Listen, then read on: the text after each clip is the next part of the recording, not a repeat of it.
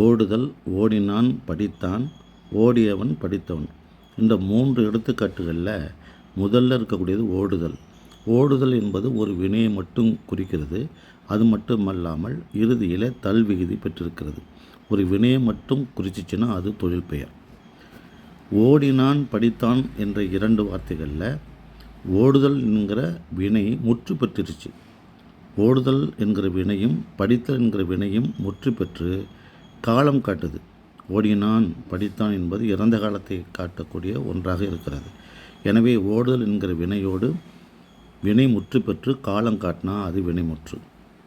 அதே சமயத்தில் ஓடியவன், படித்தவன் அப்படின்னா ஓடுதல் என்ற செயலை செய்தவனை குறிக்குது, படித்தல் என்ற செயலை செய்தவனை குறிக்குது. அப்போ ஒரு செயலை செய்தவனை குறித்தால் அல்லது அவனுக்கு முக்கியத்துவம் கொடுத்தால் அது வினையால் அணையும் பெயர். ஒரு செயல் முற்று பெற்றால் அது வினைமுற்று. ஒரு செயல் மட்டும் குறித்தால் அது தொழில் பெயர்.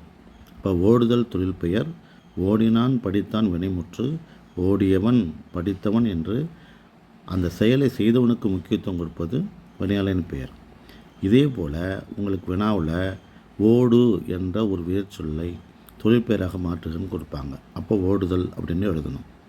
ஓடு என்ற வேர்ச்சொல்லை வினைமுற்றாக மாற்றுக அப்படின்னா ஓடினான், படித்தான் என்று எழுதணும்.